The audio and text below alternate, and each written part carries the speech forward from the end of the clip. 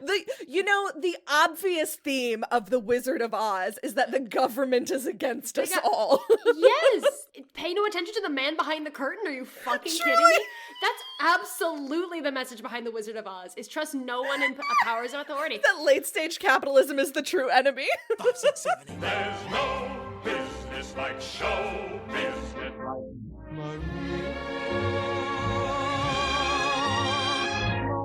Mamma mia, here I go again. My Of the music I did go into this movie knowing it had like 47% on Rotten Tomatoes, and I don't know if that colored my experience of watching it. I also had the same question, and it's hard for when you are aware. I also truly knew nothing about the production. Yeah. I've never seen a production. Yeah. I knew this movie existed, and like that was the extent of my knowledge. I kind of knew that it was in the same category as the Chorus Line movie, where it was just in terms of what? Reception, universally quality? decided that it wasn't a good representation of what the work actually felt like. That's a really good way to put it. So I kind of knew that it was in that same category, and there are a few. There are these movies where it is meant to be a stage production, and it is hard to transpose that into a movie scenario. And I think that this production is meant to be a stage production. What didn't help? The massive, wide shots? God, I hated them. Oh, I mean hiring a director that has never done a musical That before. too! Yeah. Anyway, let's kick this off. Okay. Welcome back to the podcast. Welcome to 5, 6, 7, 8, a movie musical podcast. We are your chaotic co-hosts. I am Anna. I'm Grace. And this week we are doing The Wiz. we are doing The Wiz. 1978. Starring Diana Ross, Hell Michael Jackson, Richard Pryor, and Lena Horne. Again, I didn't know any of the casting, so when it went through the billing, I was like, Diana, Michael Jackson? Yeah, the casting was good. The person that they had playing the lion, the person they had playing the Wicked Witch of the West were the original ones from Broadway. It had the potential. It had the potential, and it just felt poorly executed. I don't know. If you know The Wizard of Oz, yes, The Wiz is the plot of The Wizard of Oz with some liberties taken. Yes, But ultimately, Very creative similar. liberties and plot liberties. Yeah. You want to know how I thought? I was just like, this cast is amazing. This movie can be as long as it wants. And then I quickly changed my tune. This film is 2 hours and 15 minutes. And it absolutely does not need to be. No. We start in Harlem. Snowy Harlem. It is Thanksgiving. Do we think it's supposed to be set in modern day from the 70s? Yes. It was released in 78, so it's definitely supposed to be set in 78. Harlem Or in 78. in the 70s in general. Yeah. I would buy just 70s. Generic 70s. Generic 70s Harlem. It's Thanksgiving. We see a huge family gathering in this small apartment. There's 50 people in this apartment. A huge African-American family. Yes, sorry.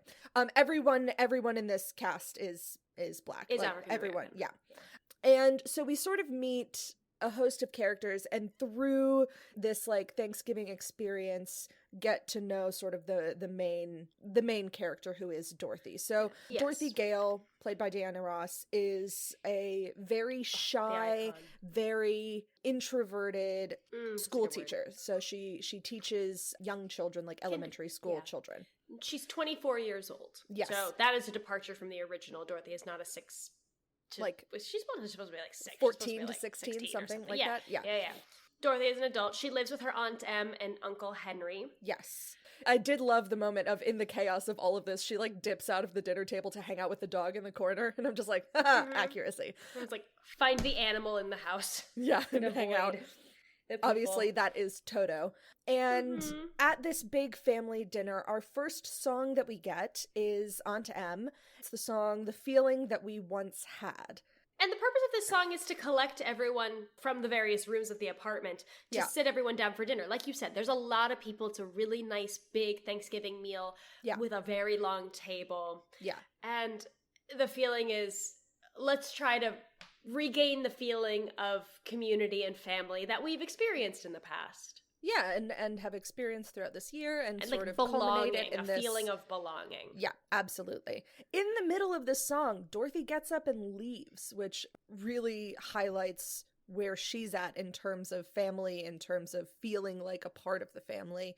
So she leaves in the middle of the song and goes into the kitchen to like get some desserts out of the freezer, stuff like that. She's using the excuse of playing hostess to avoid like very busy social circumstances, because fair. The dinner's being hosted at Aunt Em and Uncle Henry's and apartment. that's where like, she this lives. is their home. Yeah.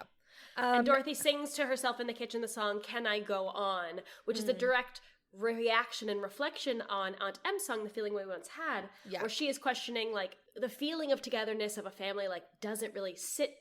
She's not finding it's not it something within she herself. Relates to, and she can't really find that within herself. And then we get my favorite kind of delivery of information, which is by radio. Which is just, again, they're just like, there's a snow alert. Where you put on your snow tires? 45 mile an hour winds. And and then, of course, as all main characters do, they switch it off. Yeah. You're like, that's not important. No. And then Em and Henry have a quick moment where they sort of reflect like, oh, that was a great dinner. But they do mention how they're worried a little bit about Dorothy. Yeah, just how introverted she is. Yeah. Aunt Em and Dorothy go into the kitchen and start cleaning up. And Aunt Em first tries to be a matchmaker for Dorothy because I think their neighbor's son was at the dinner. She's like, oh, he's cute. He's cute. And Dorothy immediately clocks what she's doing. She's like, nah, stop. No matchmaking. And then Aunt Em, needing to abandon that attempt, tries to convince Dorothy to expand her horizons. Yeah, she's like, you've never been south of 125th Street. Like, you spend all day around children. Like, maybe you should... Like, why don't you consider teaching high school? Yeah, just be more around adults. Yeah. And Dorothy's like, no, I like teaching kids. My job. I like my life. I have... Nothing good ever came from going south of 125th Street. Dorothy's world is very small, is what we are establishing. But she's content with that. Yeah. But still feeling like she doesn't know where she belongs. Yeah, exactly. Like knowing something is off, but not being brave enough to investigate to look for it. Right, absolutely. And if it means leaving her bubble. Her bubble. You know, she sort of ushers Em out. Can't all travel by bubble. Can't all travel by bubble.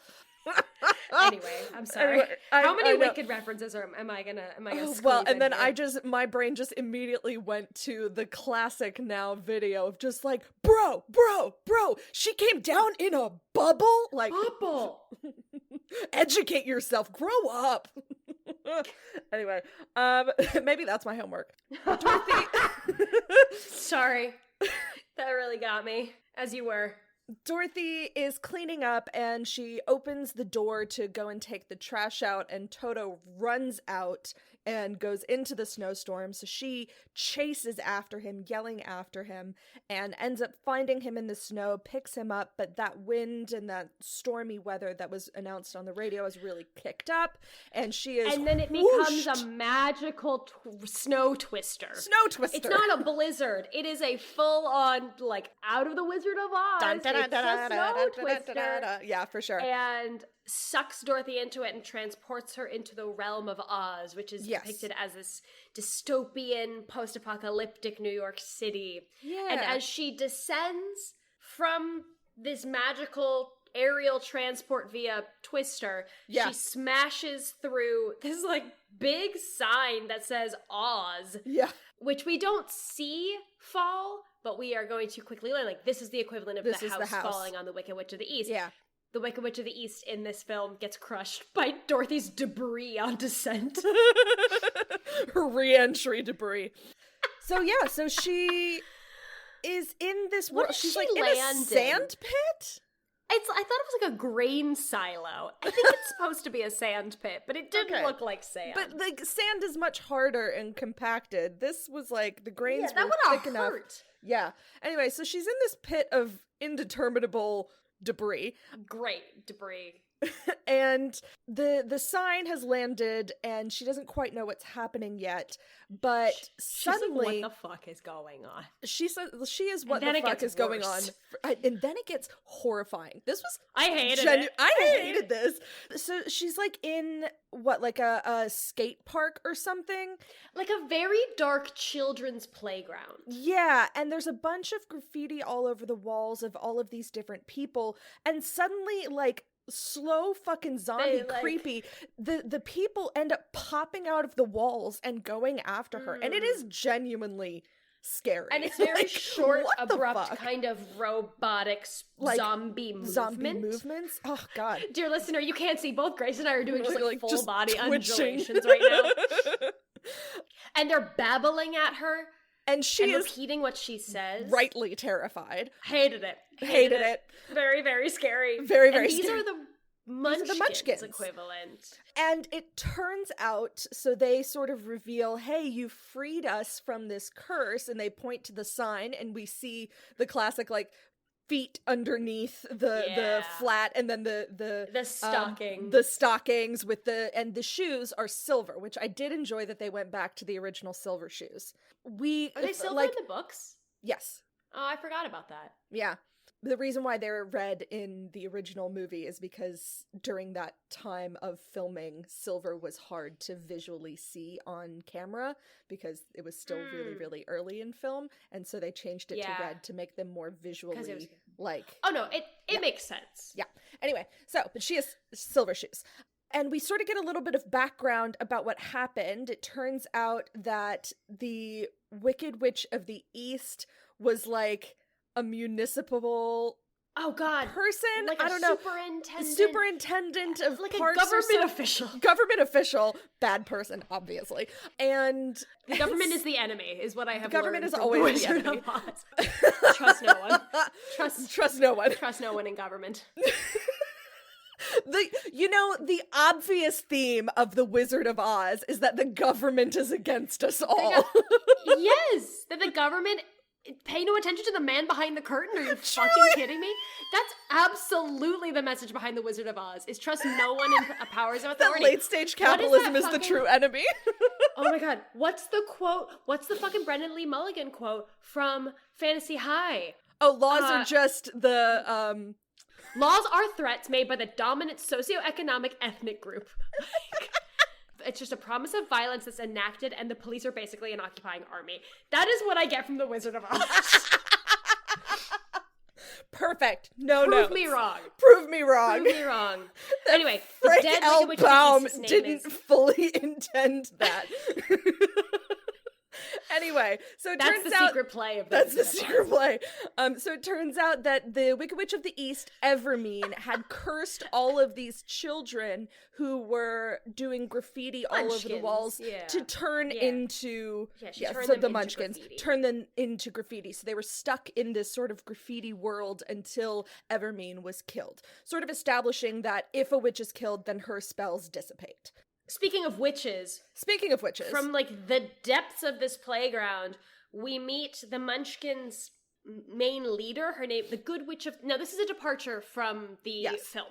I don't know how this is a departure, if it's a departure from the books, but the Munchkins', like, main lady in this film is named Miss One, and she is the Good Witch of the North. And she's depicted as what is called, like, a magical numbers runner, which is a gambling term.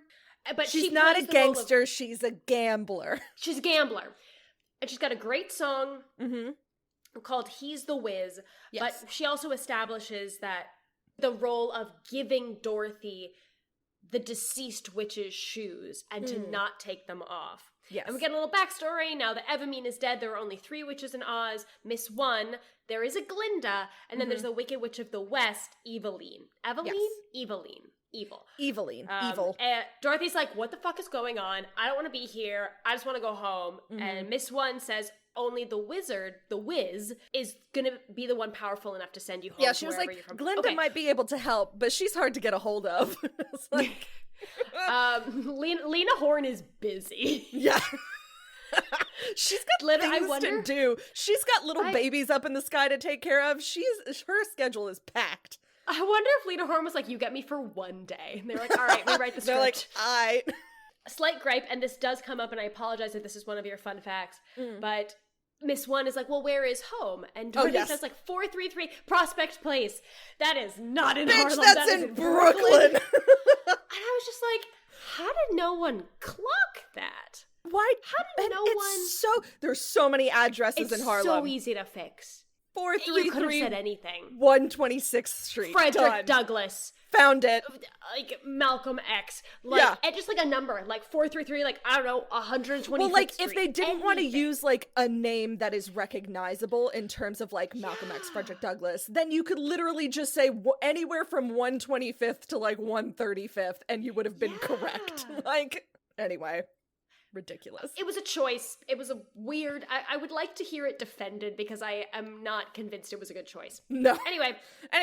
Miss One urges Dorothy to follow the Yellow Brick Road to the Emerald City. That's where she'll find the wizard, the powerful Wiz, and then we get the song He's the Wiz, which honestly... The song is a bop. The song went on for far too long, and there was so much ensemble acting and acrobatics. There was a Munchkin dance break. It wasn't as impressive as I wanted it to be. It was a lot of flips. I bet it was like, great on only stage. Flips. And that's the thing. A lot of this felt like, wow, this would be really cool on stage, like directly in front of you. And so this is, do you want me to give my gripe now? Because it keeps popping up through every single dance number. Sure. Is the wide shots. So they were obsessed with showing every single person at all times that it pulled you so far back from the action so that I ended up not caring because I couldn't interact with like single people within this dance, even if it was like a chorus member or one of the main characters, where like everything was so far back so that you could see the enormity of it all, but it was stuck in that far back position. There was no interaction with the characters, and so it felt very it felt flat to me. Yeah. So I have a question, because this is going to come up later, but this cinematographer is the same cinematographer who did Oliver and Fiddler on the Roof. Interesting. Now, I don't remember if we had this many wide shots in Fiddler, and I've never seen the Oliver movie, but the Fiddler, like, that is the Fiddler movie. Right. Which is very successful. So I'm wondering, was this a choice that the director really pushed for? Right. So Fiddler isn't a dance-heavy show, but the one dance that sticks in my head always of Fiddler is at the wedding, and it's the bottle on the hat, and it's that dance sequence, and it sticks in that's in my brain. I haven't seen Fiddler in, I'm gonna say, 20 years, and that sequence of that dance with the bottles on the head at the wedding, basically end of Act 1, I'm pretty sure, is stuck in my brain. That is visually incredible. Okay. I have a suggestion. I have a proposal, which is Fiddler was more successful because it takes place in a small set. Yes. It takes place in this town. There are, like, whereas, like, we're working with, like, dystopian wastelands in The Wiz. Wide areas. And so because Fiddler literally has, like, a built-in kind of, like, dome, I guess? containment. Yeah. They could get more creative. They could get these closer. Also, it's not as dance-heavy a show. There's not as many big ensemble numbers. Right. So I wonder if it was a combination of just, like, truly the shows are different, the set requirements are different. It's a different director. I wonder if the director, like, for this really pushed for those super wide really shots. large shots. Was just like, all right, fine. Yeah, I don't know. But that was my biggest gripe, was that I felt so pulled back from the action that I didn't have really connection to the dance. So that was my biggest gripe. And it'll keep popping up in a lot of these dance numbers, where the character is facing away from the camera, so I don't even see them singing. Like, we're so far pulled back, and it's like it's either like the establishing moments of the song or the finale of the song, and I like can't see the character in these final moments or these beginning moments. It happened a lot, and I was just like, I'm not feeling a connection to these characters singing because we're so focused on showing the enormity of the set. Yeah, I'm not having an emotional connection to them. Anyway, we should continue. Anyway, at the end of this song, Dorothy seems very overwhelmed, Yeah. and I was as well. Yeah. And then suddenly, she's alone. Like, everyone fucking vanishes. Yes. And she's very lost. Yes. And Dorothy is left to search for this yellow brick road on her own, and we get the song Soon as I Get Home, Yeah. which takes her wandering through the wastelands, looking for the yellow brick road. Whereas in the movie, they really just like deliver her, like, here plunk you her down, go. here's the yellow brick road. Yeah, here you go. They're like, find the yellow brick road. Yeah. I did find it interesting that Diana Ross's voice got stronger throughout the movie, and I think that was a character choice of as Dorothy sort of finds her own courage, finds her strength and self, her voice gets stronger as well. I have confidence. Yes. Yeah. Listen, Diana Ross is phenomenal. Yeah. Like, Diana Ross is an icon. Do I think this movie served her as well as it could have? No. I don't think it was the right casting. And as a result, this is the point where I was like, I wish I could watch this film at 1.25 speed, because this is a long fucking film. Yes.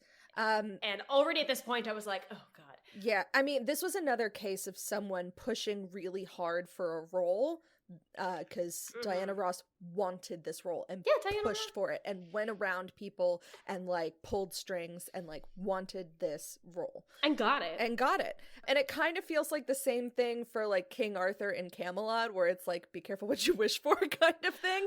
Where it's like he pushed so hard for that role and then it ended up like... And then he had a horrible time. Yeah. I don't know if she had a horrible time creating Did Diana this. Ross I was going to say... But it just was not... I don't think she... I don't think it was what she wanted it to be in the end, and it definitely didn't get the reception she was hoping for. She doesn't have a official autobiography. I think I read a quote, or just like a soundbite from like an unofficial autobiography that didn't mention anything about the filming process other than that like she like had to be hospitalized because she like stared at a light and almost went blind. Yes. But other than that, the one thing... before Miss One and the Munchkins abandon Dorothy, is they're like, do not take the shoes off. Yes, you cannot take the shoes off until you are home. Yes. Yeah. The next morning, it's still the same day. I don't know. Then Michael makes Jackson no sense. shows Then up. Michael Jackson shows up. So we have a scarecrow around a field of like a limited field of corn.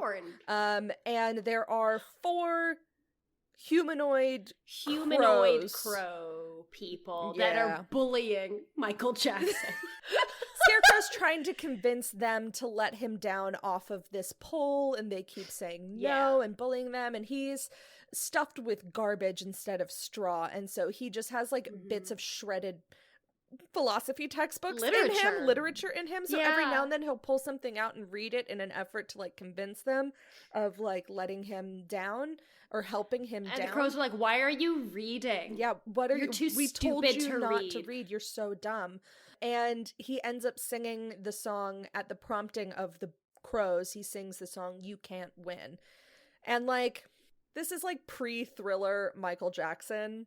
He's a good singer. Yeah, this is the young Michael Jackson. He's a good singer.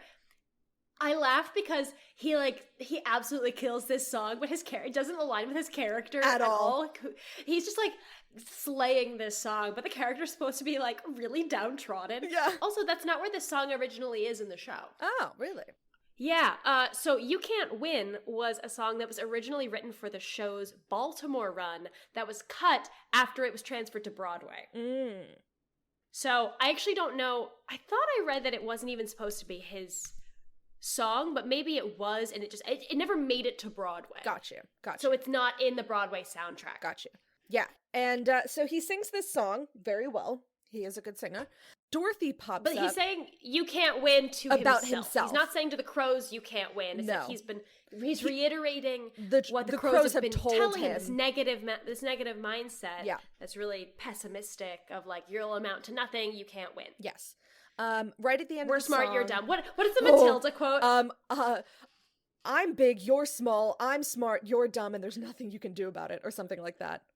And it's I'm big, you're small, I'm smart, you're dumb, I'm right, you're wrong. That's what it is. There's nothing you can do about it. Yeah. Yes. You got 2/3 of it. I got so close. Thanks for helping. Now Dorothy pops up and is like, I'll help get you down, and she like tries to like scare off the crows, and they do back up a little bit, but they don't leave.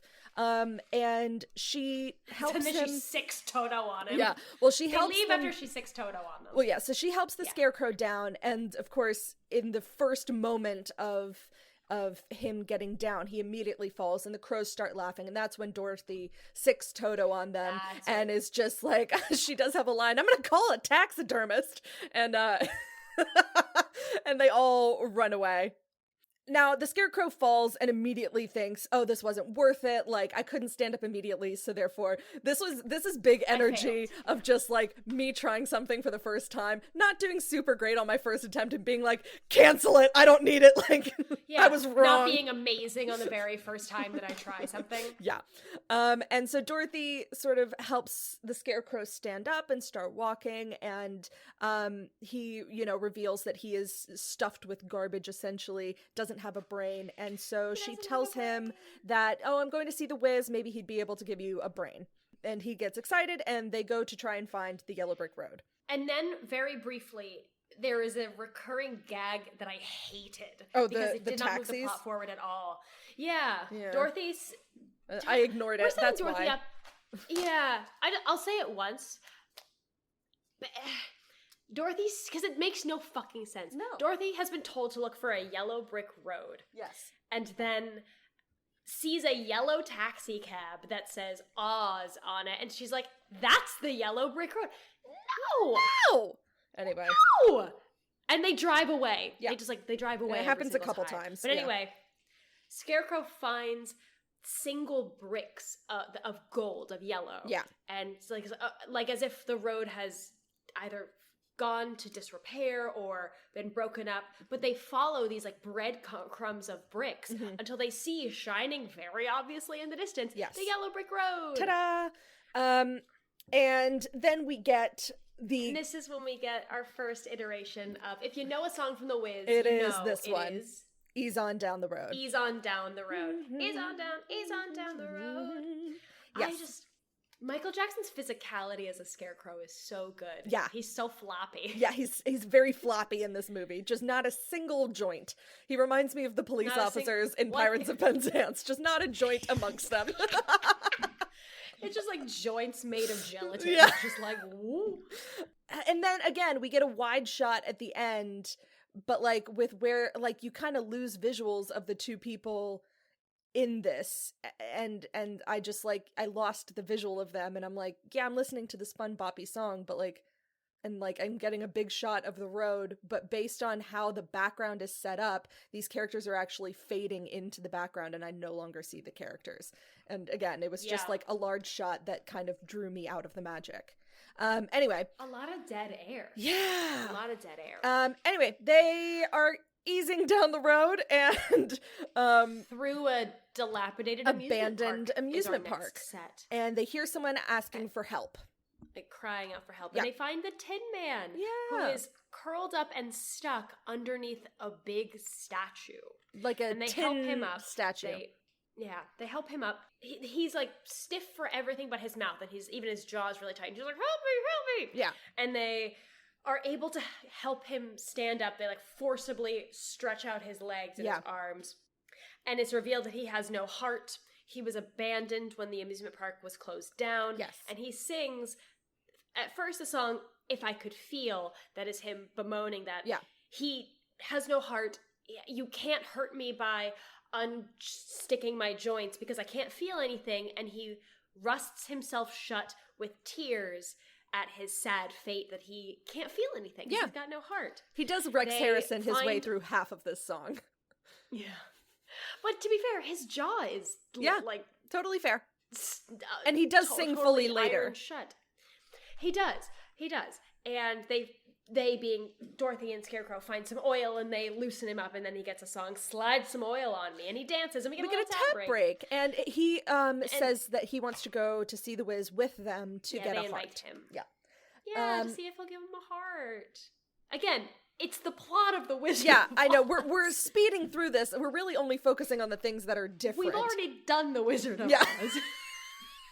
Yeah. Please reference our previous episode if you have any season finale of season 1. Now, then we get they reprise Ease on Down the Road, and then we get to the Cowardly Lion on the steps of the Bryant Park, New York Public Library. Yeah. No, this is the New York Public Library Lion, and just one, not the other, and they like, oh, it feels like that lion's watching us, and he jumps out of the statue and he gets the song I'm a Mean Ol' Lion. This is when I really started noticing, was the audio off? Like, the lip syncing was To be off. honest, I did not give this film quite 100% of my attention the entire time. Okay, fair enough. No worries. It felt like the audio was off. I liked the song. I did like the song. It was fun. It might have been. Yeah. It might have been.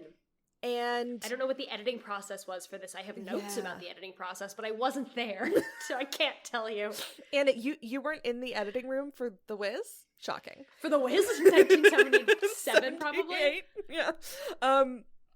Anyway, the song ends. The I was lion not. is scaring everyone, and at the very end, Toto comes up and surprises the lion and bites him, who falls over and immediately bursts into tears.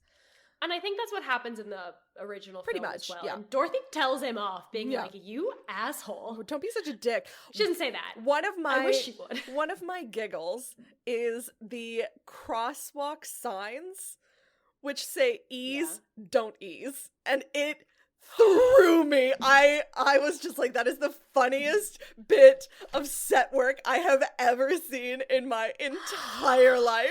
I didn't clock that. Instead of walk, That's don't so walk, it fucking says funny. ease, Don't ease. I want a sign. I want a sign for my apartment. I need want that decor that in says ease. I need I'm like gonna a look that up. neon Do they sell sign. that? Don't ease. It's Jesus. so All right, funny. That It's- makes me laugh. That That's was my good. main That's giggle good. of this movie.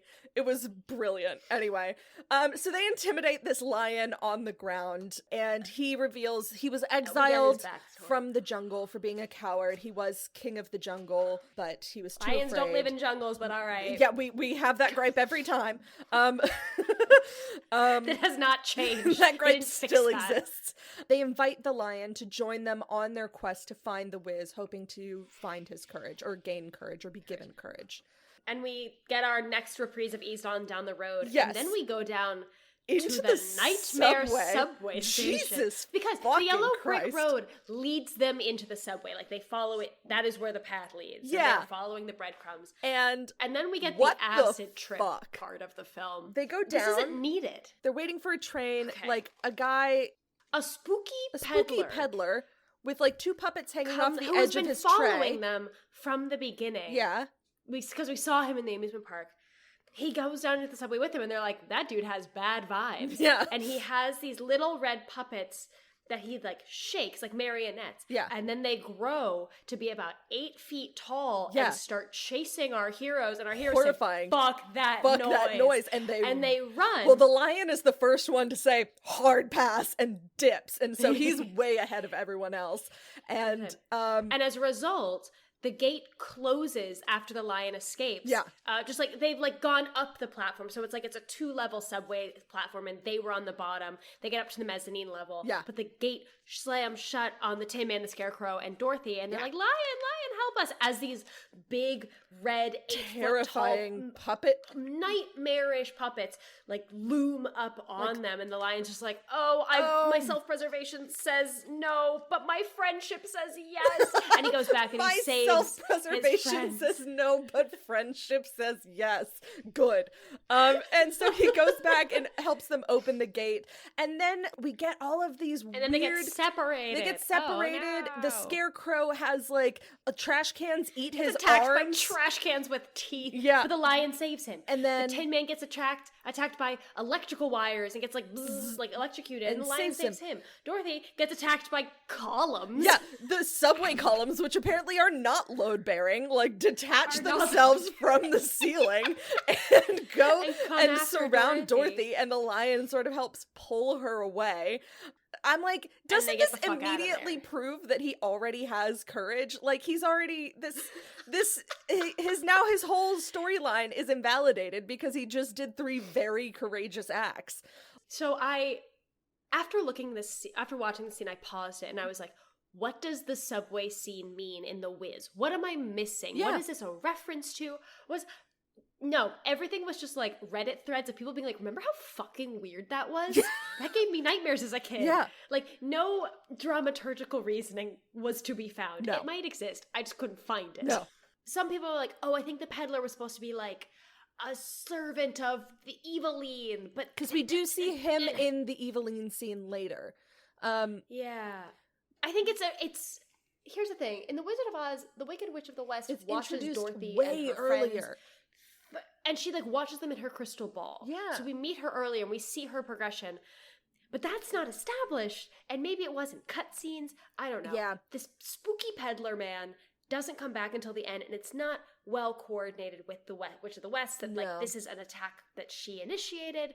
But they ease themselves out of the subway. Yes, they get the fuck out of the subway, and then we go through like the red light district of Oz. Yeah, and it's like. There was one, like, the main dancer, for a hot second, I was like, I know it's not, but she looks like Michelle Rodriguez. Like, it was like... It's David Tennant. It's David Tennant! That's a nice excellent callback to our last episode. Solid. Definitely couldn't be this famous person, but looks like it. But anyway, what if it was David Tennant? Am I saying... I think I'm saying the right name. Hold on. Who did you think it was? No, MJ Rodriguez. That's who I meant. Sorry. The yeah. main dancer. Not in a million years. I know it wasn't, but the main dancer, it was like a brief moment of like her dancing, and I was just like, I know it's not, but that looks so much like her. Anyway. That's crazy. Anyway, these dancers are supposed to be prostitutes? Question mark. It's poppies. It's the poppies. They're the poppy girls. The lion and Dorothy get seduced by the poppy dust and fall asleep, and Scarecrow and Tin Man save them. Yeah.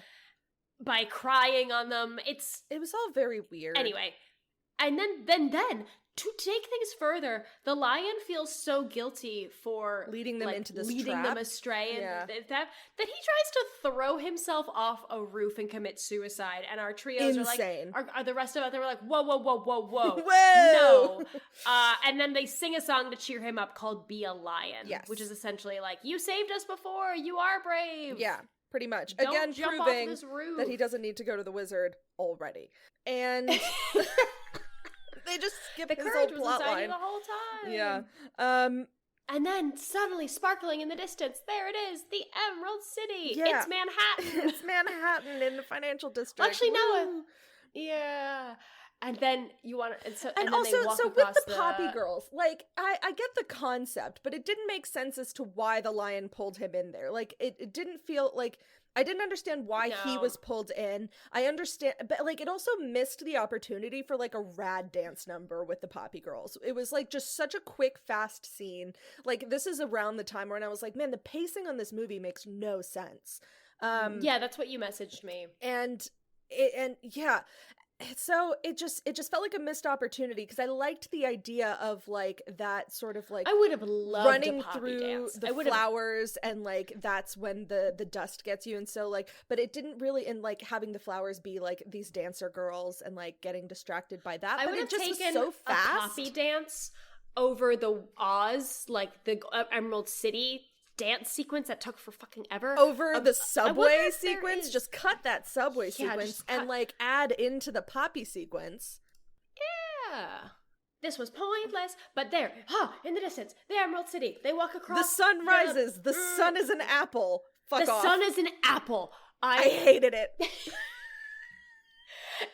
That took me out. D's don't ease took you out. The sun being an apple just destroyed. Destroyed. I was like, all right, that is when I stopped paying attention to this. And our heroes walk across the yellow brick road, across the Williamsburg Bridge. Yes. It takes them all day.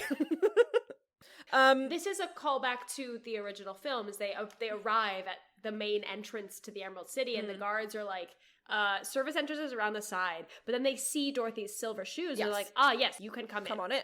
And inside is a huge disco warehouse. Yeah. Which was filmed in the Trade Center. Not in the Trade Center, but like the courtyard. The plaza. Yeah. And we get the Emerald City sequence where everyone's in green and they have this whole dance number. But it felt very ballroom. Like it was very strutting, like step the touching, New York ballroom, posing. Yeah. Anyway, this whole sequence, the Emerald City Ballet, we'll call it, it's far too long.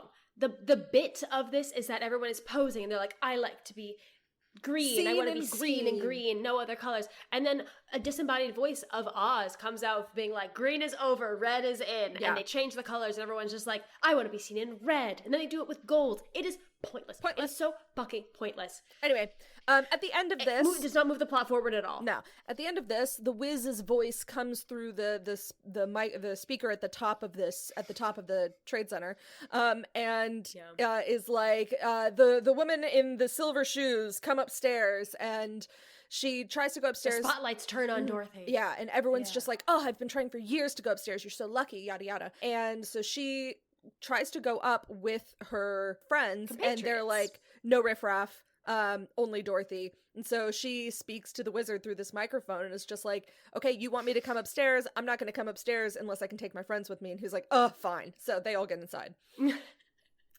was a little hissy fit. Yeah. And the wizard is shocked that Dorothy talks back to him. But he lets them all up.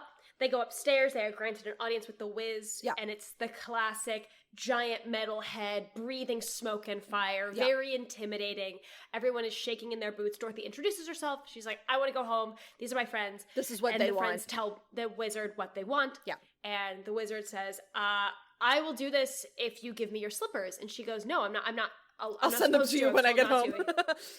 Yeah, I'll FedEx them. But he says, all right, fine. I won't grant any of your wishes unless you kill the sister of the Wicked Witch of the East, who is the Wicked Witch of the West, Eveline. Yes. And Dorothy is immediately just like, what? Murder? No. Which is a fair response. And they all leave. And they go to a motel. They go to a motel within. But we do see there's a very, very unnecessarily slow zoom in of the eye of the big metal head, giant head, and you see a very scared looking Richard Pryor. Yeah, just like pop out just like eyes and nose, and that's it. Anyway, so they go to the motel. Dorothy ends up deciding, well, I can't stay here. Like, because at first all of her friends are like, Oz isn't that bad. Like, live in Oz. Yeah, let's like get a small hotel or like get a small apartment, and we'll all split it. And adorable. And she's like, all right, I gotta go commit murder. She's like, no, I refuse to share an apartment with you, so I guess the other option is murder.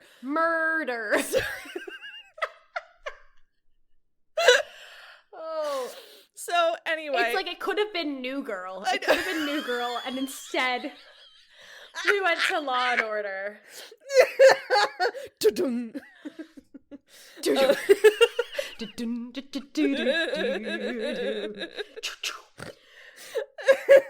Amazing. And the next time we see Dorothy, they're outside the main doors. But they chose Law and Order. It's murder. I'm full of quick ones today. The next time we see Dorothy and her friends, they are outside the main gates of the Emerald City. Yes. And the guards who had let them in before are like, all right, go get the Wicked Witch of the West. And they open the sewer grate and this huge puff of black smoke comes out. Yes. And Dorothy goes, well, how are we going to find her? And the guard's like, don't worry, she'll find you. Ominous. So anyway, then we cut down to Eveline's lair. Her sweatshop is a sweatshop in the sewers.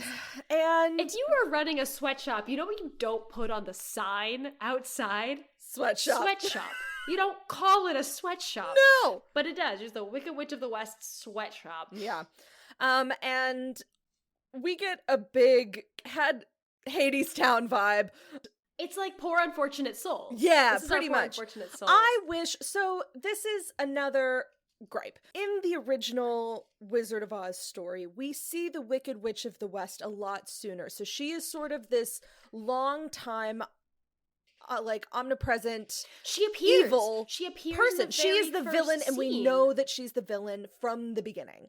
And there's not really a villain in this movie until now. And so there's the government. Well, sorry, my apologies.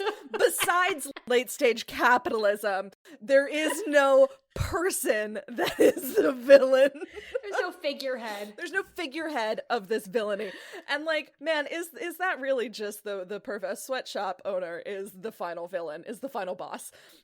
We're feeling spicy. Anyway, but she just, like, wasn't around, and so, and she's such a good performer, and, like, this actress is so good that I'm like, I wish that we had more of her. I wish that she was around more often, and we got more of her character, because she was so fun to watch. Yeah, we only see her in this scene, which is the sweatshop scene. We get the song "Don't Nobody Bring Me No Bad News," which is fantastic, phenomenal.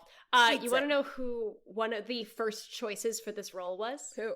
Eartha Kitt. No, I thought Lena Horne's character was who they wanted to be Eartha Kitt. I thought Eartha Kitt was supposed to be Eveline. Hold on one moment, please, because I copy pasted this fact because I liked that fact. Oh no, you are absolutely right. Oh, Yzma, my girl. Oh, that would have been. Listen, this actress does a phenomenal job. Yes. Well, she was the original on Broadway. I would also like to see Eartha Kitt do this. So, Don't Nobody Bring Me No Bad News, and it's fantastic. Big, like, villain number. Lots of people. She's in a great outfit. It's great. The sweatshop workers are being forced to dance. And it culminates in Eveline saying, "Why has no one killed this girl and her fucking dog yet? I have to call the flying monkeys to go get her now, and I hate calling the flying monkeys because they smell bad." Yeah. But she calls the flying monkeys, and they are like this like crazy half human, half motorcycle like hybrid, right? Like they're part They bike. look like they are part bike. Anyway, so they run out to go and get Dorothy. And so we cut to Dorothy and Co. Ride. Sorry. They cut to Dorothy and Co. just kind of inching along the wall, being like, "I'm not scared. You're not scared. I'm not scared." And then they run into... And then lo and behold, in the distance, motorcycle revs. There's like a whole sequence of them trying to get away, and they're like chased through a parking lot. And the Tin Man is going up a down escalator, and he's very befuddled by the entire experience. Whatever. And it doesn't matter. They get caught and they get taken to the Wicked Witch of the West. Yes. And the next time we see our heroes is like they're like all in bad shape. Dorothy's being held by flying monkeys, and her compatriots are essentially being tortured. The Tin Man is strapped down, the Scarecrow is strapped down, the Lion is being hung by his tail. Yes. And Evelyn tries to forcefully make Dorothy give her the shoes. Like she tries to Dorothy take says them. No. Evelyn tries to take them, and the magic literally bends her fingers backwards. It's very gnarly. alarming. And so to force Dorothy to give her the shoes, she starts to torture her friends. Yes. She cuts the Scarecrow in half. But the Scarecrow's like, "I'm fine. I'm made of garbage. We're fine. Yeah. Don't do anything." That's true. Every time they get tortured, they're like, "Don't give her the shoes. Don't give her the shoes." Except for the Lion. The Tin Man gets crushed. Tin Man gets crushed, and he's like, "I'm empty anyway. It's fine. Don't worry about me." And then the Lion gets hoisted from his tail, and he's like, "This really hurts, but still don't give it." So it's like the other two are totally fine. They're like, "This actually doesn't hurt. I'm fine." But the Lion's the only one who's like, "This is very painful. Still don't give it to her." I think in the original movie they try to set the Scarecrow on fire. Yes, they do. That was the torture is more creative, or more apropos for what the being is. This is lazy. Come on, Eveline, step it up. Like, be better. Be better. Your torture needs work. I have notes. Anyway, Dorothy declines. She almost gives in, but like all of her friends say don't, and so she like holds. They try to throw Toto into a fiery cauldron. They try and throw Toto into a furnace, and that's when Dorothy is like, "Yes, absolutely, don't kill my fucking dog." This is Dorothy's John Wick origin story. Listen, a John Wick story with Diana Ross, gimme. Oh, hell yeah. In the moment, that's the moment where she's Dorothy's about to take her shoes off. I'll give you the shoes. And the Scarecrow's like, "Dorothy, psst, Dorothy, look." And he points to a fire alarm. Yeah. Because again, it may be a sweatshop, but we are following code. Because again, government is the true enemy, and OSHA is a part of the government. Here's the thing. I don't know if OSHA's the problem, because, like, OSHA's a union, right? Is it a union? Or no, is OSHA... No, it's not. It's not. Like, education. The government. So it is the government. Yeah. All right, we're back. I did have a question. Does a fake out and pulls a fire alarm. And the sprinklers And the Wicked Witch is like, "No, my one weakness." And I was like, "Bitch!" And she melts. Put in a sprinkler system, and you're allergic to water, and it makes you melt. choices. Anyway, step it up, Eveline. You deserve to melt if you didn't If you think put that in a through. sprinkler system, that'd be like me putting in an acid system and just being like, no, my one weakness. Like, just someone pulling the alarm and acid sprays out, and I'm like, oh no, why did I do this to myself? Well, if it isn't the consequences of my own actions. Of my own actions. Anyway, what were you about to say? Eveline dies. It's fine. Her spells lose their power, and all of the sweatshop workers are freed. And then we get the second And then they best... get real sexy. Hell yeah, they do. And then we get the second best song of the show, which is Brand New Day. I love Brand New Day. Oh yeah, Brand New Day is great.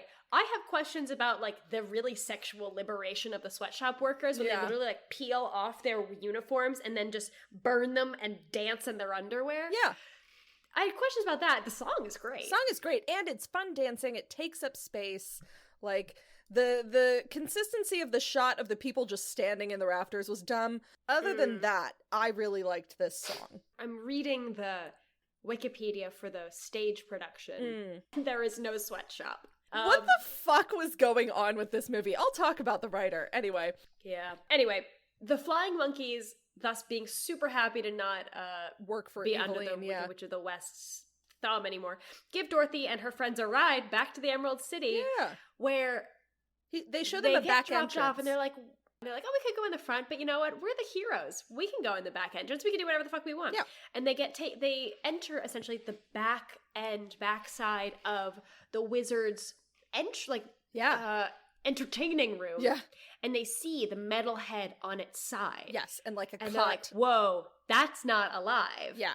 That we've been lied to. And sleeping on the cot is the wizard. Yeah. And they rip the blanket off and Herman they're like, Smith. What the fuck is going on? It's Richard Pryor. He gets like verbally accosted by all of them. And he turns out he's a failed politician from Atlantic City. And Dorothy's like, Atlantic City? You're from New Jersey? Okay. Let me take a really quick second. Because up until then, they were all like, you're a liar, you're a fraud, like screaming at him, like you could never deliver on the promises that you made. You're a phony. And Dorothy's like on the verge of tears. And he's like, no, I'm just a failed politician. I haven't done anything right. I've never been able to succeed in anything. And I'm from Atlantic City. And that's the moment that Dorothy's like, tears in her eyes of just like, you're from fucking New Jersey. But that means he's like another person. He's another that, person like, from knows her where world. He got here. Maybe he can help her get home. Right. It's the same. He got lost in an air balloon, but instead of like, it's dumb how he got there via air balloon, but he did get there via air balloon. Yes. But they realize that there's no way to take them home. Like, we don't have the whole sequence of Dorothy not getting in the balloon. Like, it's just, the balloon is just not working. There's no way to get home, period. There's no helium in Oz. Yeah. It's not helium. No. I'm such a fucking liar. It's hot air. Yeah. I was a hot air balloon.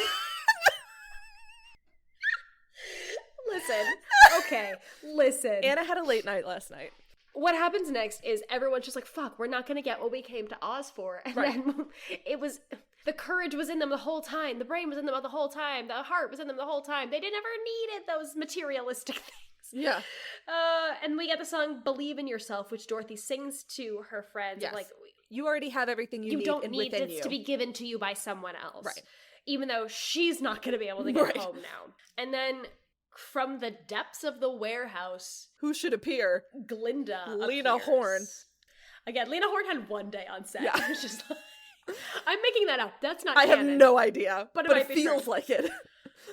And she sings the song Believe in Yourself reprise. Yes. And tells Dorothy, you can use the magic slippers. And in the same energy of you're from Atlantic City, Dorothy's like, I could have done this the whole time. I didn't have to be traumatized. I didn't have to commit murder twice. Like, that's the thing. There was no murder requisite. No. I think Glinda looks like the Queen of the Night from that opera in the scene. Oh my god. You know, she just comes out just And there's all of these weird baby stars in the background. Were they supposed to be stars? I don't know. There was a lot of close-ups of babies, and I was like, huh. Anyway. I was so checked out at that point. Yeah. She says thank you to Glinda and says goodbye to her friends, and they sort of fade. And the wizard tries to ask her for something, and she's like, you gotta find... She's a fucking savage. She's savage to him. I loved it. She's like, you gotta find whatever it is that you're looking for within yourself. I can't help you. It's like, I can't help you energy. But she gives him the same advice that Aunt Em gave her in the beginning of the film, which is you're never going to find what you're looking for unless you expand your horizons. Yeah, if you stay in this room, you can't hide in this room. Yeah. The wizard's been hiding out in this room Since he got here. That's the difference between... And then after thanking Glinda and saying goodbye, Dorothy sings the song Home. Yes. And she clicks her heels together 3 times and gets back to New York City. And the song Home, I wouldn't have filmed it this way. No. It is just like a close-up of Diana Ross singing into the camera. Diana Ross is a phenomenal singer, don't get me wrong. And she sings it very well, but like, it's also not interesting. Tears in her eyes. It's not. And at the end, she clicks her heels. And she 3 goes times, home. And she is back in Harlem. And that's the film. Ta-da! There's no reunion with Aunt Em. Reunion. Yeah. Did absolutely nothing for me. Nah. And I wonder if I would have felt the same way had I not known how negatively reviewed it was. I think I would have. I'm going to be honest. It wasn't, because there have been movies that have been poorly rated that we have been like, why? It's amazing. It's a hoot and a half. It's a hollering good time. Grace, what'd you think of this movie? Damn it, I was going to ask you. I want to see a stage production. Because I think it's very different from my understanding. Is it? Can you watch The Wiz live anywhere? The 2000, what was it, 15, 19? 15. Yeah, season 15. Where can I watch? It's on Apple. Oh. And it's on NBC. And the it's on... internet. I would like to watch that. Maybe that's my homework. The live action Wiz. Actually, I buy that. Watch the live action Wiz. Yeah, this wasn't my favorite. Nah, it wasn't either. It's not the worst thing we've ever seen. No, but we also have had some pretty bad ones. You know what? The performances were good. Yes. I think my biggest issue was just like the staging and the plot and the direction. I think everyone gave 100%. There were no... Yeah, I can't think of like a weak link performer. No. It is the construct that they were placed in. Yeah. It was the sandbox that they were in that I wasn't a fan of. Whereas we've seen films where I'm like, I didn't like what you're doing, and I didn't like the plot. Yeah, for sure. Shall we do some dramaturgy? Do some dramaturgy? Yeah. Dramaturgy report. Dramaturgy report. Okay. So, the director of this film was Sidney Arthur Lumet. He was not the original director. The filmmaker John Badham was initially attached or was in discussions, but once Diana Ross was cast as Dorothy, he decided not to direct, and he was replaced by Sidney Lumet. And on his decision not to direct, Badham is quoted as saying, like, Diana Ross is a wonderful singer, she's a terrific actress, great dancer, but she's not this character. And so he disagreed with the casting, and that is why he stepped away. Yes. And then Sidney Lumet's hiring as director, or replacement as director rather, was met with a lot of skepticism because he had never done a musical, and he was known for these like really gritty New York based films. Which, like dramas of like the working class and social injustices and questioning authority, which again, government is the enemy. The government is the enemy through line comes in. But a little on Sidney Arthur Lumet. He was an American filmmaker. He started his career in theater and television before transitioning to film. As I said, he really got this reputation for doing like dark and gritty films. In his lifetime, he directed 52 feature films. Wow. That is a lot. That is 52 films from 57 to 2007. That is a film a year plus 2. Wow. Assuming he that was like the in average. But yeah. He was nominated for an Oscar 5 times, 4 for director and once for best adapted screenplay. The 4 best director films included 12 Angry Men, Dog Day Afternoon, Network, and The Verdict. And then the screenplay, I guess he was part of the screenplay production team on Prince of the City, but films that we would know his work on include the 1962 A View from the Bridge, the 1962 Long Day's Journey into Night, God damn, Equus, Murder on the Orient Express, and The Wiz. One of these things is not really like the other. Like the other. Yeah. I think, again, really talented director. Yeah. Maybe not his the right genre. Not his genre. Did a really unique spin on this that just wasn't successful. Yeah. Strong and wrong. Yeah. Strong and wrong is my takeaway. Yeah. All right. And then the cinematographer we've talked a little bit about, but I will give more of a backstory. The cinematographer's name was Oswald Norman Morris. Yeah. He was a British cinematographer. And he had an even longer career. He had a 6-decade cinematography career. He worked on a lot of stuff. He had actually done several musicals prior to this and kind of built up a reputation as a cinematographer for musicals, which is why these shared gripes of these really, really wide shots, I have to wonder if it was his vision or something he was pushed to do. Right. I'm not familiar with Sidney Lumet's work. I don't know if that's a trademark of his. Right. But regardless, he had previously done Oliver in 1968 and Fiddler on the Roof in 1971, which he had been nominated for Academy Awards for Best Cinematography for. Yeah. And then he was also nominated for The Wiz as well. The Wiz actually was nominated for several Oscars. Yes. He won for Fiddler on the Roof. Again, impressive, expansive career. His last film would be The Dark Crystal. And the film before that was like a Muppets movie. Fantastic. Just like wild. Wow. Cool. I'm going to talk a little bit about the original production, like the stage musical. The Broadway production.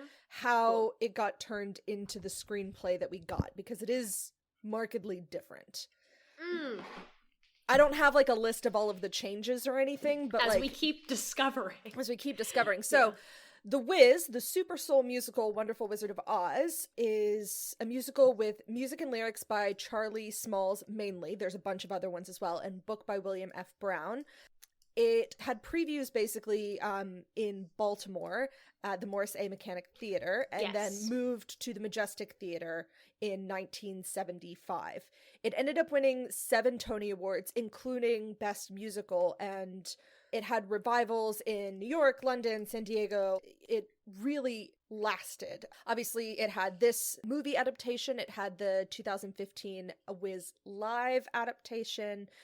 The production was choreographed by George Faison with scenic designer Tom H. John and Jeffrey Holder for costumes. Both choreography and costume design won for the Tony Awards. The stage musical started with sort of mixed critical reviews, and the producer actually considered closing the musical after opening night based on these reviews. However, the turnaround is sort of attributed to a publicity campaign that included a TV commercial which featured the cast singing Ease On Down the Road, and that song itself proved so popular that it hit the Billboard Soul Singles chart at like number 19. And so because of that popularity of that song, Ease On Down the Road, that production stayed on Broadway and was open for 4 years and had over 1,500 performances. 4-year run? Yeah, from May 1977 to January 1979. We really like The Wizard of Oz in this country. Yeah, we do. I will say. Now, the screenplay. So I'll talk about the guy first. So Joel T. Schumacher, who we have seen before because he directed Phantom of the Opera. So he's back. Oh my god. He wrote The Wiz. He was an American film director, producer, screenwriter, raised in New York, originally wanted to be a fashion designer, and entered filmmaking as a costume designer before he moved into writing on Car Wash, Sparkle, and The Wiz, and then moved into directing. He actually took over from Tim Burton as the director on the Batman franchise and did Batman Forever and Batman and Robin. But yes, also the main thing, he also did St. Elmo's Fire, but the main thing that we would know him from is Phantom of the Opera, which he directed. Phantom of the Opera. Now, he wrote the script for this. So this script was really influenced by Werner Erhardt's teachings, which he had these things called Erhardt Seminar Trainings, EST, which both Joel Schumacher and Diana Ross were very deeply entrenched as a part of. I read that, and I read that when I was doing dramaturgy, and I don't think I 100% understand what that is. So I think it's... What EST is. I don't fully understand either, but I think it's a way of thinking and way of motivation. Like a philosophy? Like a philosophy and a motivation process, because what this guy, Rob Cohen, says, it's like the movie became like this Estian fable full of like EST buzzwords and about knowing who you are and sharing all of that. And he said, you know, I hated that script, but it's hard to argue with Diana Ross because she's recognizing all of this stuff that she had worked on in these seminars. He compared the end of the film with Glinda's final song of, he described it as a litany of EST-like platitudes in the song Believe in Yourself, where it's all about your own internal, like, you have all of the answers for yourself already, that kind of vibe, I think, of like, you don't need someone to give you courage, you just have to find the courage in yourself kind of deal. So Joel Schumacher, even though he had seen the Broadway play before writing the script, none of the play's writing was incorporated into the film, which was a part of the criticism that this film received. And they asked about like, hey, is there going to be anything from the 1939 adaptation? Like, are you going to use like the original Wizard of Oz? And it was stated there was nothing to be gained from that film other than to make certain we didn't use anything from it. They made a brilliant movie, even though our concept is different. They're in Kansas, we're in New York, they're white, we're black, and the score and the books are totally different. We wanted to make sure that we never overlapped. And it shows. Besides the bare bones of the plot, it's really different. Yeah. So I just thought it was interesting that, like, they were really set. It was a choice. On this being its own story, changing the plot of the book, changing the plot of the 1939 movie, changing the plot of the original musical. So they really just wanted to take their own spin on this, I guess. In terms of the actors and the casting, as I mentioned before, Diana Ross was like set on her playing this. So originally, so this was the 8th feature film produced by Motown Productions, which is the film version of Berry Gordy's Motown Records label. And so he originally wanted Stephanie Mills to play Dorothy because she's the original from Broadway. But then Diana Ross was like, she went to Berry Gordy and was like, I want to be Dorothy. And he said no, 33 years old was too old for the role. So she went around him and convinced the executive producer to arrange a deal where she would get cast. And eventually that producer and Berry Gordy agreed. She got what she wanted. And a film critic described Ross's efforts to get into the film production as perhaps the strongest example of sheer will in film history. I would like to counter that with Richard Harris trying to get into Camelot and parading that sign around, say, with everyone's heights. That's some petty bullshit. When was Camelot from? Because that was just before. I think that was before. I think that was 50s or 60s, if I'm remembering correctly. That would have been like 80s. Yeah. So talking a little bit about Diana Ross, because she doesn't have many musical theater films, so I don't think we're going to see her. Did we talk about her in Dreamgirls at all? No. Like, we talked about the Supremes as the obvious parallel, but like we didn't. So this is my little deep dive in terms of Diana Ross, who is 78 and still killing the game. So she rose to fame as the lead singer of the vocal group The Supremes, which became Motown's most successful act during the 60s and one of the best-selling girl groups of all time, and they remain the best-charting female group in history. She was with them all throughout the 60s, but she left them in 1970. She started her solo music career with the release of her debut solo album, which included the single Ain't No Mountain High Enough. Perfect, classic, love it. She continued, I know. She continued her successful solo career by mounting elaborate record-setting worldwide concert tours and starring in like really highly viewed primetime TV specials, including a 1981 duet with Lionel Richie, which made her the female solo act with the most #1 songs in the United States at the time. And her commercial success only like grew through the 80s and 90s. She achieved mainstream success and recognition as an actor. Her first role was her Golden Globe Award-winning, Academy Award-nominated portrayal of Billie Holiday in the film Lady Sings the Blues. That was in 1972, so that was before this, about 5 years before, or 6 years before this. She also recorded its soundtrack, which became her only solo album to reach #1 in the US Billboard 200 charts. She also starred in Mahogany and The Wiz, and then a few television films as well. So really, she has a very limited filmography, but her first one was definitely like her biggest hit, which was Lady Sings the Blues. She was nominated for Golden Globe Award for a couple of her television films. She was named the Female Entertainer of the Century by Billboard in 1976. Since her solo career began in 1970, she has released 25 studio albums, numerous singles, and compilations that have sold more than 100 million records worldwide.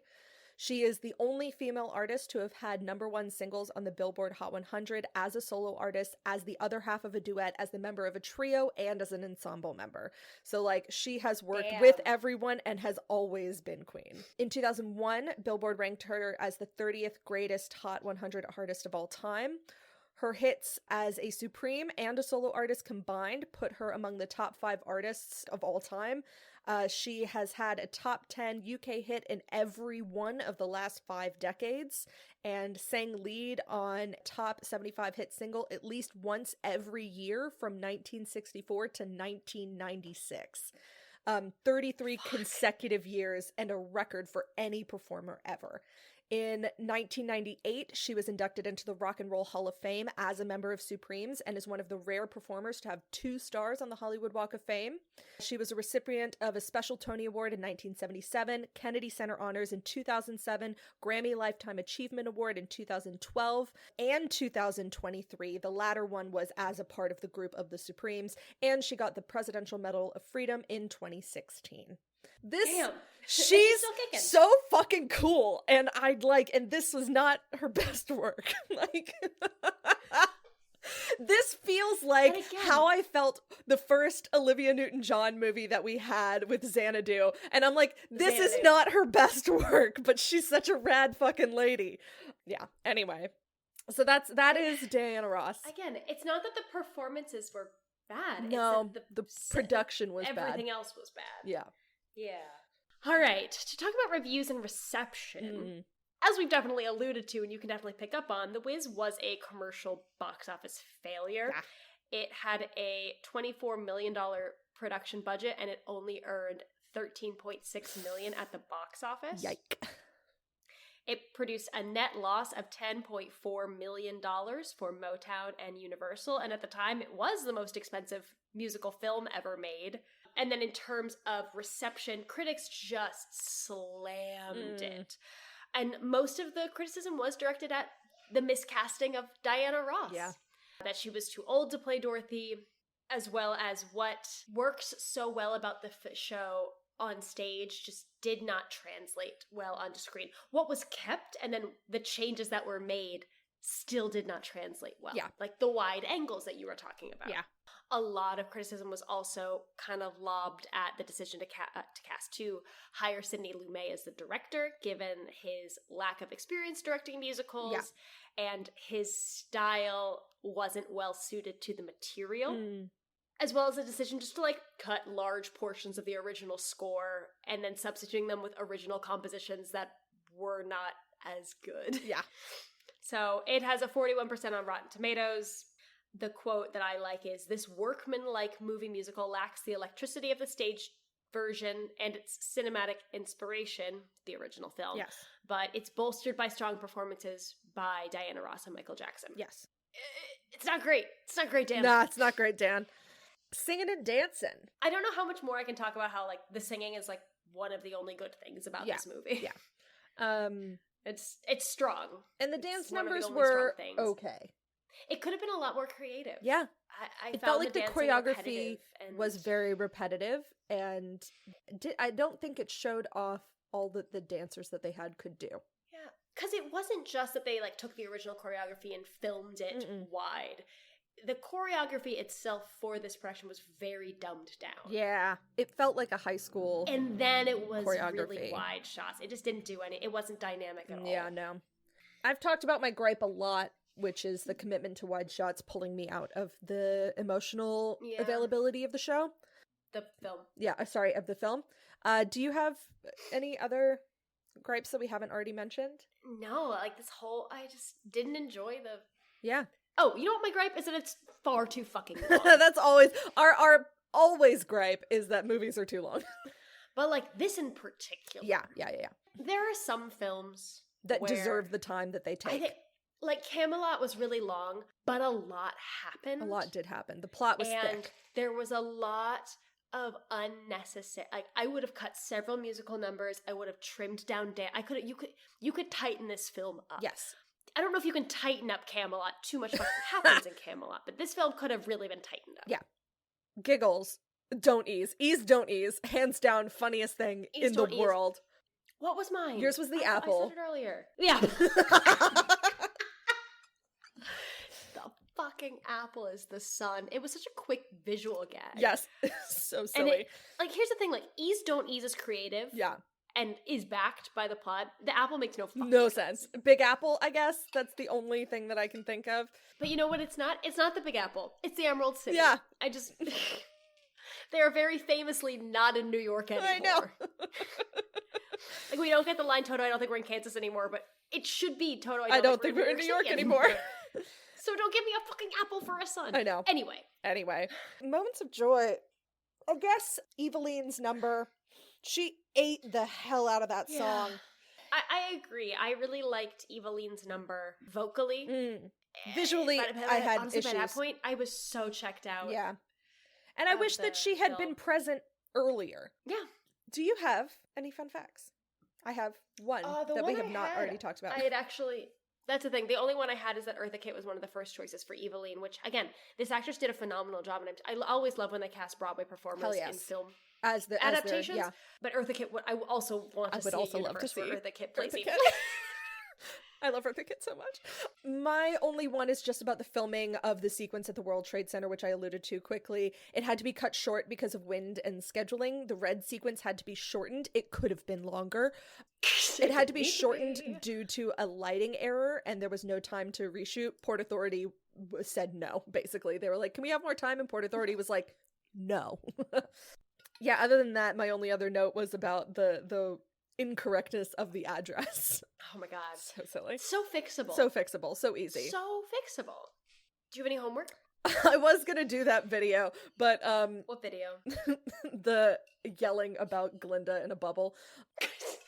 You know what, that can be the postscript. That could be the postscript. Bubble, Doug. So funny. Educate yourself. Grow up. I think my main one, I'm gonna hop on with yours and say watch the Wiz live. I really do, and I haven't seen it because I sort of gave up on the live action. It got really good reviews, and I think it had a really stacked cast. Like, it's fucking Elijah Kelly as the Scarecrow. I love Elijah Kelly. I love Elijah Kelly. Mary J. Blige as Eveline. Ooh! Queen Latifah is the Wiz. It's the only time the Wiz has been, like, in a major production has been female, I think. Amber Riley plays the Good Witch of the North. Uzo Aduba is Glinda. And Stephanie Mills makes a cameo as Aunt M. Oh, like, spectacular. Like, the cast, but here's the thing. Was the that the casting one of with this film is Comet? fucking spectacular, too. Yeah, it's Common's in it, and so is Neo. Yeah, okay. I was like, wait, this is bringing up memories. I don't think I've watched it all the way through. I think I have seen clips of it. So yeah, let's say that's our homework, is to watch the it's the very Wiz streamable. live. I think you might have to pay or just like find it money on to the stream internet.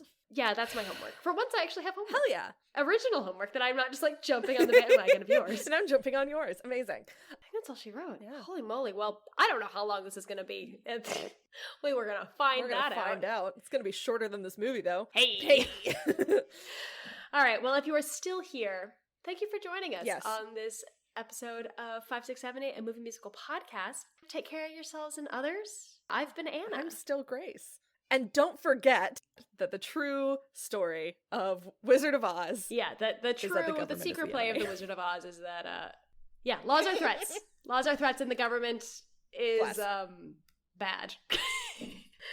Goodbye.